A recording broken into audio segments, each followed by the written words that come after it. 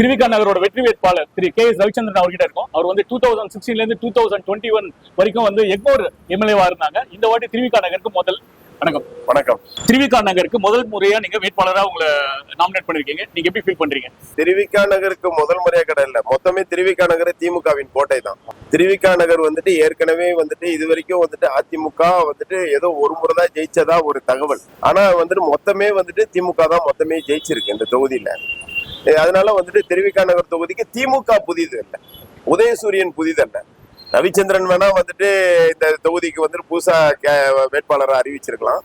ஆனா உதயசூரியன் சின்னம் வந்துட்டு திருவிக நகர் தொகுதிக்கு அவங்களுடைய இதய சின்னம் உதயசூரியனுங்க. ஸோ திருவிக நகர்ல வந்து பேசிக்கா நாங்க ஐடென்டிஃபை பண்ணது வந்து அங்க வந்து ட்ரைனேஜ் ஃபெசிலிட்டி சரியா இல்லை, வாட்டர் ஃபெசிலிட்டி சரியா இல்லைன்னு சொல்றாங்க. ஸோ இதை எப்படி நீங்க வந்து உங்களோட திட்டங்கள் வந்து இதை எப்படி அதை சாட்டிஸ்ஃபை பண்ணும்? இல்ல, இப்போ நீங்க வந்துட்டு ஏற்கனவே பாத்துட்டீங்கன்னா நம்ம திருவிக நகர் சட்டமன்ற தொகுதியில இந்த கழிவுநீர் குழாய்கள்லாம் மாத்துறதுக்கு வடசென்னை வளர்ச்சி நிதியிலிருந்து மாண்புமிகு அமைச்சர் அண்ணன் சேகர் பாபு அவர்கள் நிதிகளை ஒதுக்கி அந்த பணிகள் தொடங்கப்பட்டு இருக்கின்றன. அந்த பணிகள் படிப்படியாக முடிக்கக்கூடிய சூழ்நிலை இருக்கிறது. குறிப்பாக கன்னிகாபுரத்தில் எல்லாம் இத்தனை ஆண்டுகளாக அவங்களுக்கு டேங்க்ல தான் தண்ணி போகுது. கன்னிகாபுரம், வஉசி நகர், ஆட்டுத்தொட்டி, இந்த ஏரியாலாம் பாத்துட்டீங்கன்னா மொத்தமே டேங்கர்ல தான் தண்ணி போகுது. ஆனா பாத்துட்டீங்கன்னா இன்னைக்கு வந்துட்டு 10 லட்சம் லிட்டர் மேல்நிலை நீர்த்தேக்க தொட்டி 2 தொட்டியை வந்துட்டு கன்னிகாபுரத்துல கட்டியிருக்கோம். இது இந்த அரசாங்கத்துடைய சாதனை, அந்த அரசாங்கத்துடைய திட்டம். அது அவங்களுக்கு எல்லோருக்கும் எல்லாம் என்ற திராவிட மாடல் ஆட்சிக்கு இதெல்லாம் ஒரு சான்று. இப்போ அந்த மேல்நிலை நீர்த்தேக்க தொட்டியில தேக்கி வைத்த நீர் வந்துட்டு எல்லா வீட்டுக்கும் குழாயில போகுது. இன்னும் ஒரு 6 மாசத்துலயே 1 வருஷத்துல அது முடிய போகுது. அப்படி இருக்கக்கூடிய சூழ்நிலையில் பழைய பல்வேறு ரொம்ப நாளைக்கு முன்னால மாத்தின கழிவுநீர் குழாய்கள்னால அந்த கழிவுநீர் இணைப்பு, கழிவுநீர்ல குடிநீர் அந்த வரல, அதெல்லாம் வந்துட்டு நம்ம திருவிக நகர்ல அங்கொன்றும் இங்கொன்றுமாக இருக்கின்றது. அதை சரி செய்யணும். அதை பார்த்துட்டீங்கன்னா இந்த மேல்நிலை நீர்த்தேக்க தொட்டி உங்களுக்கு செயல்பாட்டுக்கு வந்துச்சுன்னா உங்களுக்கு எல்லா ப்ராப்ளமும் சால்வ் ஆயிடும். ஸோ இப்போ திருவிக நகர்ல வந்து ஒர்க்கர்ஸ் ஜாஸ்தி. ஸோ இதை வந்து எப்படி அட்ரஸ் பண்ண, அது அங்க வந்து கொஞ்சம் வேலையில்லா திண்டாட்டம் இருக்குன்னு சொல்றாங்க. ஸோ இதை அட்ரஸ் பண்றதுக்காக உங்களுக்கு என்ன திட்டம்லாம் இருக்கு? இல்ல, வேலையில்லா திண்டாட்டம்ங்கிறது திருவிக நகர்ல கிடையாது. ஏன்னு கேட்டீங்கன்னா அந்த லேபர்ஸ், இந்த ஆட்டு தொட்டி, ஆட்டு இறைச்சி கூடம், மாட்டு இறைச்சி கூடம், இந்த ஆட்டிறைச்சி கூடம், மாட்டு இறைச்சி கூடம் என்னன்னு பாத்துட்டீங்கன்னா ஏறக்குறைய ஒரு 10,000 பேர் அந்த ஆட்டிறைச்சி, மாட்டு இறைச்சி கூடத்தின் மூலமாக வந்துட்டு அவங்க நல்லது, அதாவது அவங்களுடைய வாழ்வாதாரமே அதை நம்பிதான் இருக்கு.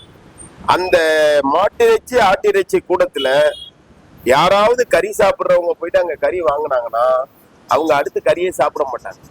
அவ்வளோ சுகாதார சீர்கேடாக இருந்த இடத்தை நம்முடைய மாண்புமிகு அமைச்சர் அவர்கள், நம்முடைய கழக தலைவர் அவர்களின் அந்த வழிகாட்டுதலோடு, மாண்புமிகு தமிழ்நாடு முதலமைச்சர், மாண்புமிகு தமிழ்நாடு துணை முதலமைச்சர் அவர்களின் வழிகாட்டுதலோடு அதை 45 கோடி ரூபாயிலே இன்று புதுப்பித்து அடுத்த மாதம் அதை மீண்டும் மலர இருக்கின்ற 2.0 மாண்புமிகு தமிழ்நாடு முதலமைச்சர் அவர்கள் தலைமையிலே அமையக்கூடிய ஆட்சியில் மாண்புமிகு முதலமைச்சர் அவர்களே அந்த ஆட்டிறைச்சி, மாட்டிறைச்சி கூடத்தை அடுத்த மாதம் திறந்து வைப்பார்.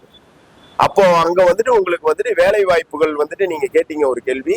அந்த வேலை வாய்ப்புகளுக்கு உண்டான அந்த கம்பெனி, ஃபேக்டரிஸ், ஐடி பார்க்கு இதெல்லாம் வந்துட்டு நம்ம கொண்டு வர்றதுக்கு முயற்சிகள் பண்ணுவோம். இந்த இடத்துல இடங்கள், அதுக்கு போதுமான இடங்கள் வேண்டும். அதெல்லாம் வந்துட்டு நம்ம வந்துட்டு அதை வந்துட்டு தேர்வு செய்யும் பட்சத்தில் இங்கேயே ஒரு ஐடி பார்க் கூட நம்ம கேட்கலாம். அந்த இடத்துக்கு நமக்கு கிடைக்கும். அது வரும்போது நம்ம செஞ்சு கொடுக்கும். இந்த யங்ஸ்டர்ஸ் ஓட்டு வந்து ஒரு மாஸ் மீடியா பர்சன் பின்னாடி போகுதுன்னு சொல்றாங்க. அதாவது இதுக்கு முன்னாடி திமுக வந்து நாடாளுமன்ற தேர்தலா இருக்கும், இல்லைன்னா 2021 தேர்தல் அப்பவும் 41% வாக்கு வங்கி வச்சிருந்தாங்க. அதிமுக வந்து ஒரு 38% இருந்தது. இப்போ அதிமுக ஏதோ 33% ஆகுதுன்னு சொல்றாங்க. அந்த ஓட்டெல்லாம் வந்து மாஸ் ஹீரோ வந்து எடுத்துக்கிறான்னு சொல்றாங்க. உங்க தொகுதியில அந்த மாதிரி எவ்வளவு ஓட்டு சதவீதம் போகும்னு நினைக்கிறீங்க? என்னை பொறுத்த வரைக்கும் அவங்க வந்துட்டு இப்பதான் கட்சி ஆரம்பிச்சு, அந்த நடிகருடைய கட்சி ஆரம்பிச்சு 2 வருஷம் தான் ஆகுது. திமுகங்கிறது ஒரு 75 ஆண்டு காலம் பாரம்பரியம் மிக்க ஒரு கட்சி, பல்வேறு தேர்தல்களை சந்தித்த ஒரு கட்சி. இந்த கட்சியை பொறுத்த வரைக்கும் எங்களுடைய வாக்குகள் என்பது மற்ற கட்சிகளுக்கு என்னாலுமே சென்றதில்லை. எப்படி நாங்க வந்துட்டு தனியா நின்றா கூட நாங்க 30% வாக்குகளை வாங்குவோம். ஏன்னா அப்படி கட்டமைக்கப்பட்ட ஒரு இயக்கம் திராவிட முன்னேற்ற கழகம். இங்க இருந்து வாக்குகள் போகுன்றது கிடையாது. என்னை பொறுத்தவரை நான் இது வரைக்கும் பார்த்தது பாத்தீங்கன்னா, நடிகருடைய கட்சி ரோட்ல எத்தனை பேர், ஒரு நடிகர் வந்தாருன்னா ஒரு தொகுதிக்கு வர்றாருன்னா ஒரு 2000 பேர் கூடுறாங்கன்னு வச்சுங்க, அந்த 2000 வாக்குகள் தான் அவருடைய வாக்குகள். வீட்டில் இருக்கக்கூடியவர்கள், பெரியவர்கள், அவர்களை வளர்த்த அந்த யங்ஸ்டருடைய அம்மா அப்பா, இவங்கெல்லாம் வந்து நடிகருக்கு வாக்குலாம் போட மாட்டாங்க. அப்ப அவர் ஒரு தொகுதிக்கு என்னுடைய கணிப்பு என்னன்னு கேட்டீங்கன்னா 3000 இருந்து 4000 வாக்குகள் வாங்குவார். இதுதான் என்னுடைய கணிப்பு. இது வந்துட்டு உண்மையா இருக்கும் பட்சத்தில் மீண்டும் வெற்றி விழாவில் உங்களை சந்திச்சு இதை சொன்னதை வந்துட்டு உண்மைன்றதை நாங்க நிரூபிப்போம். சூப்பர். இப்போ உங்களோட காம்படிட்டர்னு பாத்தீங்கன்னா அதிமுக தான் அங்க இருக்காங்க. சோ அதிமுக கேண்டிடேட்டுக்கும் உங்களுக்கும் ஒரு பலமான விஷயம் என்னன்னா, நீங்க ஒரு அட்வொகேட், அவங்க ஒரு அட்வொகேட். சோ அவங்களும் வந்து ஒரு அட்வொகேட்டா இருக்கனால, ஒரு பெண்ணா இருக்கனால அவங்க ஒரு சில விஷயத்துல சிம்பத்தி ஓட்டு இருக்குன்னு ஏரியால சொல்றாங்க. அதை எப்படி நீங்க எதிர்கொள்ள போறீங்க? இப்போ ஃபர்ஸ்ட் நானும் வக்கீல், அவங்களும் வக்கீல். நான் வந்துட்டு தமிழ்நாட்டுல என்ட்ரன்ஸ் எழுதி அரசு சட்டக்கல்லூரியில படிச்ச ஒரு வக்கீல், கோர்ட்ல பிராக்டிஸ் பண்ணிக்கிட்டு இருந்த ஒரு வக்கீல். என்னையும் அவங்களையும் கொண்டு வந்துட்டு நீங்க கம்பேர் பண்றீங்க. அவங்களும் வக்கீல், அவங்க நிலைநிறுத்திக்கிறாங்க. இல்ல, அது சொல்றாங்க. சரி, அது அவங்க ஒரு பெண்ணா இருக்கிறதுனால அவங்கள நான் ரொம்ப பேசுறதுக்கு எனக்கு விருப்பம் இல்லை. அவங்க வந்துட்டு இந்த திருவிக நகர் தொகுதிக்கு என்ன செய்ய போறோன்றது சொல்லணும். இப்ப நீங்க ஆரம்பத்துல கேள்வி கேட்டீங்க, 10 ஆண்டு காலமா நீங்க வந்துட்டு உங்க எம்எல்ஏ தான் இருக்காங்க, 5 ஆண்டு காலம் ஆளுங்கட்சியில இருந்தீங்க, என்ன பண்ணீங்க? நான் பட்டியல் இருக்கேன் அந்த சாதனைக்கு. மாண்புமிகு இந்து சமய அறநிலைத்துறை அமைச்சர், மாண்புமிகு சென்னை பெருநகரத்து வளர்ச்சி ஆணையத்தின் தலைவராக இருக்கக்கூடிய அண்ணன் சேகர் பாபு அவர்கள், மாண்புமிகு தமிழ்நாடு முதலமைச்சர், மாண்புமிகு தமிழ்நாடு துணை முதலமைச்சர் அவர்களின் வழிகாட்டுதலோடு 250 கோடி ரூபாய் உள்ள மதிப்பீட்டில் பல்வேறு சாதனைகளை இங்க திருவிக நகர்ல நாங்க செஞ்சிருக்கோம். நாங்க செஞ்சதை சொல்லி ஓட்டு கேட்கிறோம். நீங்க என்ன நாங்க செய்யலன்றத சொல்லுங்க. நீங்க வந்துட்டு என்ன செய்ய போறீங்கன்றத சொல்லுங்க. நாங்க என்ன செய்யலன்றத சொல்லுங்க. நீங்க இப்ப ஒரு குறைகளை சொன்னீங்க, கழிவுநீர் பிரச்சனை இருக்கு, இந்த மாதிரி சுகாதார, அதுக்கு வந்துட்டு கேள்வி கேட்டீங்கன்னா நாங்க அதுக்கு பதில் சொல்றோம். அந்த நிதி ஒதுக்கி பணிகள் நடைபெற்று கொண்டிருக்கின்றன. பணிகள் எல்லாம் அந்த புதிய குழாய்கள் மாற்றும் பணி முடிவடையும் பொழுது அந்த தொகுதி மக்களின் அந்த கழிவுநீரில் குடிநீர் கலந்து வருவது முற்றிலுமாக தீர்க்கப்படும். இப்படி சொல்றோம். நீங்க அதை சொல்லி ஓட்டு கேளுங்க. நீங்க வந்துட்டு இப்ப நான் சொல்றேன் சார், திருவிக நகர் தொகுதி மக்கள் எப்பயுமே அமைதியை விரும்பக்கூடிய ஒரு மக்கள். நீங்க வந்தா அந்த திருவிக நகர் தொகுதி அமைதியா இருக்குமா? யாரும் அவங்க சொந்த தொழில செய்ய முடியுமா? என் தொழில அவங்கதான் செய்வாங்க. அப்புறம் எப்படி அவங்க வந்துட்டு அவங்க தொழில செய்ய முடியும்?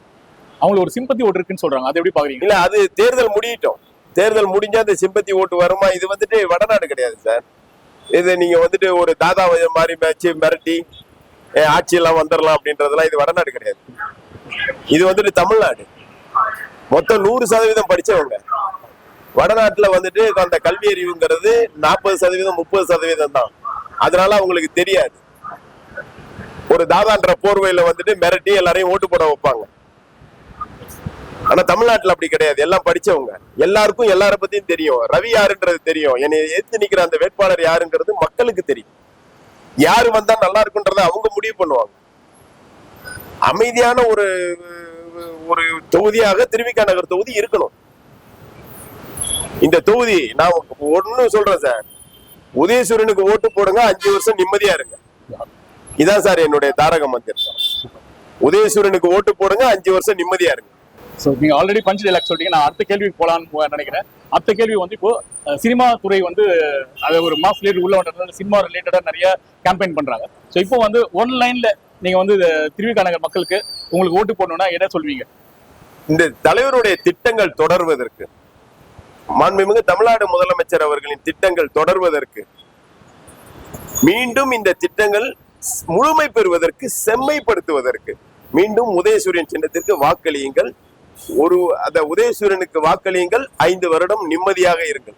திருவிக நகர் தொகுதி மக்கள் அதை சீர்தூக்கி பார்த்து வர 23ஆம் தேதி அதற்கான வாக்கினை அளிப்பார்கள்.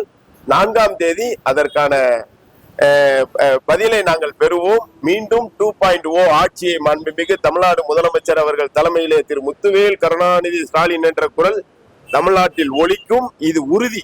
ஸோ இப்போ வந்து திருவிக நகர் வந்து ரொம்ப நாளா நீங்க பாத்துட்டு இருக்கீங்க. இப்போ நீங்க வெற்றி வேட்பாளர்னு நம்ம எல்லாருக்குமே கருத்து கணிப்பு சொல்லியிருக்காங்க. ஸோ நீங்க வந்தப்ப இந்த 5 வருஷத்துக்கு எப்படி இருக்கும்னு நினைக்கிறீங்க? ஏன்னா ஆல்ரெடி நீங்க சொல்றீங்க நீங்க 250 கோடி அதுக்கு திருவிக நகர் செலவு பண்ணிருக்கீங்க. ஸோ இன்னும் என்னென்ன திட்டங்கள்லாம் வரும் அப்படின்னு நினைக்கிறீங்க? அதுக்காக என்ன ஃபைட் பண்ணுவீங்க சட்டமன்றத்துல? அதுக்கான என்ன முயற்சிகள்லாம் நீங்க பண்ண போறீங்க? அடுத்த 5 வருஷம் திருவிக நகர் எப்படி இருக்க போகுது? இல்ல இப்போ மாறி வரும் பல்வேறு தேவைகள் வந்துட்டு உலக அளவுல வந்துட்டு இந்த ஏஐ இப்படி பல்வேறு மாற்றங்கள் வந்துட்டு ஒவ்வொரு நாளும் வந்துட்டு உலகம் கண்டு கொண்டிருக்கிறது. அந்த மாற்றங்களுக்கு ஏற்றவாறு இந்த தொகுதி மக்களுக்கு என்ன தேவையோ அடுத்த 5 ஆண்டுகளில் முதல்வர் அவர்களின் தலைமையிலே நடைபெறக்கூடிய ஆட்சி, மாண்புமிகு அமைச்சர் அவர்கள், நான் ஏற்கனவே சொன்னேன், அமைச்சரும் இந்த திருவிக நகர் தொகுதியின் வாக்காளர். மாண்புமிகு மேயர் அவர்களும் இந்த திருவிக நகர் தொகுதியின் வாக்காளர். அப்ப எனக்கு பணி ரொம்ப எளிமையானது. ஏன்னா எங்களுடைய அமைச்சர் நாங்கள் என்ன கேட்டாலும் செய்து கொடுக்கக்கூடிய ஒரு அமைச்சர். அதுவும் இல்லாம சென்னை பெருநகரத்தின் வளர்ச்சி ஆணையத்தின் தலைவராக இருக்கக்கூடிய மாண்புமிகு அமைச்சர் அவர்கள் இந்த வடசென்னை வளர்ச்சி நிதின்னு 600 கோடி ரூபாயில தொடங்கின ஒரு திட்டம் இன்று 6550 கோடி ரூபாயில வந்து நிக்குது. பல்வேறு சாதனைகளை இந்த வடசென்னை முழுவதும் செய்திருக்கின்றார்கள். திருவிக நகர் தொகுதிக்கு அதில் 250 கோடி ரூபாய்க்கு சாதனைகளை தந்திருக்கின்றார்கள். மீண்டும் அந்த திருவிக நகர் தொகுதியை உதயசூரியன் உதிக்கும் பொழுது மாண்புமிகு அமைச்சர் அவர்கள், தளபதி அவர்களின், மாண்புமிகு தமிழ்நாடு முதலமைச்சர் அவர்களின் கவனத்திற்கு கொண்டு சென்று என்ன திருவிக நகருக்கு தேவையோ அத்தனைகளையும் பெற்று தருவார்கள். அதற்கு நான் வழிகாட்டியாக ஒரு உதாரணமாக இருப்பேன். இந்த தொகுதிக்கு அமைச்சர் என்ன வந்துட்டு நம்ம கேட்டாலும் எங்களுக்கு செஞ்சு கொடுக்கக்கூடிய இடத்தில் அமைச்சர் இருக்காரு. அதனால எங்களுக்கு ரொம்ப ஈஸி. என்ன வேணுமோ அமைச்சருடைய கவனத்திற்கு கொண்டு சென்றால் உடனே அது எங்களுக்கு திட்டங்களாக வரக்கூடிய சூழ்நிலை ஏற்படும். திருவிக நகர் தொகுதிக்கு மீண்டும் உதயசூரியன் உதிக்கும் பட்சத்தில் இங்கு ஒரு அரசு பாலிடெக்னிக் கல்லூரி இருக்கின்றது. அந்த அரசு பாலிடெக்னிக் கல்லூரி இப்பொழுது ஒரு 4 வகுப்புகள் மட்டுமே அங்க இருக்கின்றன. அது முழுமையாக பாலிடெக்னிக் கல்லூரியிலே எத்தனை வகுப்புகள், என்னென்ன வகுப்புகள் தொடங்க முடியுமோ அதை எங்களுடைய அமைச்சர், மாண்புமிகு முதலமைச்சர் அவர்களின் கவனத்திற்கு கொண்டு சென்று அதை முழுமையாக அந்த பாலிடெக்னிக் கல்லூரி செயல்படுவதற்கு ஒரு முயற்சியை மேற்கொள்வோம். அதே போல ஓட்டேரி பகுதியிலே ஒரு மூலிகை பூங்கா இருக்கின்றது. அதை நம்மளுடைய தென் சென்னையிலே இருக்கக்கூடிய அந்த தொல்காப்பிய பூங்கா, நம்மளுடைய செம்மொழி பூங்காவுக்கு ஈக்குவலாக அந்த மூலிகை பூங்காவையும் தரம் உயர்த்துவதற்கு முயற்சிகள் பண்ணுவோம். இன்னும் ஒரு சில இடங்களில் அந்த பட்டாக்கள் தேவைகள் இருக்கின்றன. அந்த பட்டாக்கள் கொடுக்க முடியாததற்கு காரணம் என்னன்னு பாத்துட்டீங்கன்னா, அது ரயில்வே இடத்துல இருக்கு, நீர்வழி புறப்போக்குல இருக்கு. அதற்கும் அமைச்சர் திட்டங்கள் வைத்திருக்கின்றார்கள். அங்கு இருக்கக்கூடிய மக்களுக்கு ஒரு நல்ல வீடுகளை கட்டி கொடுக்கக்கூடிய ஒரு சூழ்நிலையும் வரக்கூடிய அந்த 2.0 திராவிட மாடல் ஆட்சியில் அதையும் அமைச்சர் அவர்கள் செய்து கொடுப்பார்கள்.